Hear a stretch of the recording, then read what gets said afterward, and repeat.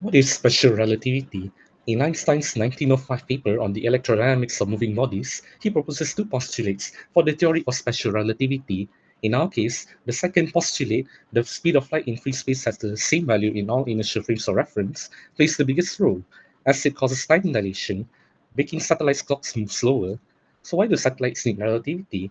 Satellites move very fast around the Earth. For example, the orbital speed of the GPS satellite is 3.89 kilometers per second. Sunlight also generally has an orbit where the Earth's gravity is low, which causes clocks to run faster due to general relativity. Both special and general relativity affect satellites' clocks. Next, I'm going to talk about special relativity effect on satellite. So, special relativity tells us that when something moves fast, its clock runs slower. We describe this using the formula delta t prime equals to gamma delta t, where gamma increases as speed increases. In simple terms, faster motion equals slower time. GPS satellites travel at about 3.87 kilometers per second, and because of this high speed, their onboard clocks run about 7 microseconds slower per day than clocks on Earth. This tiny difference matters a lot. Even a 1 microsecond error can cause hundreds of meters of GPS inaccuracy. Without correcting for this time slowdown, GPS positions would drift by kilometers per day. So, velocity, time dilation is not just theory. It's essential for GPS to work correctly. Now I'm going to talk about general relativity. In the thoughts of Einstein's theory of general relativity, the gravity is not merely a force, but a manifestation of space-time curvature. Massive objects like Earth wrap the fabric of space-time around them. This will cause a phenomenon which is gravitational time dilation. In the region of lower gravity, times run slightly faster, while in the region of higher gravity, it works vice versa. Now let us see the impact of this phenomenon on satellite system. A satellite that located 2,000 kilometers above the Earth will approximately run 45 microseconds per day faster than the clock on Earth. Hi, so now I want to talk about the errors between a satellite clock and the clock on the ground.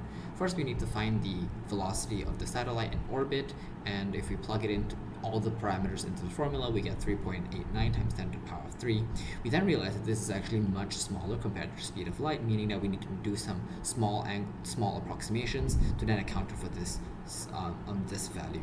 It is then that we're able to get this formula, and is then that we're able to find that the satellite time is actually lagging behind compared to the clocks on the ground by 7.26 times 10 to the power of 6 seconds per day.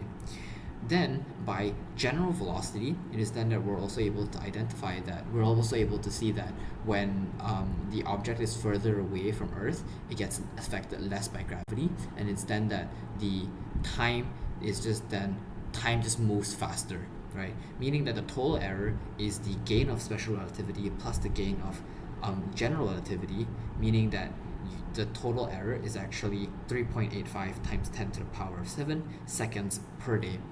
If we multiply this by the speed of light, we're then able to find the errors in the distance of the signal that's being transmitted from the GPS towards the satellite towards Earth. The impact of this error is simple, is that you have constant drift. The calculated position will drift away from the true position at a speed over whatever is calculated over here, meaning that whenever you're using your GPS, your value will always be wrong. How GPS shows time dilation.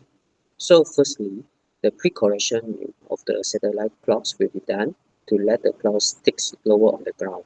And when in the orbit, the higher general relativity will make them tick faster at the correct rate. For the second one is the continuous correction relativity, which will be done from the ground station. We have the atomic clocks with the nanosecond accuracy. We do the real-time adjustment sent to the satellites. There's two adjustments will be done to the satellites, which is the clock error and the orbital error. I will be presenting about the real-life applications of relativity. A GPS, which stands for Global Positioning System, is a real-life example of relativity.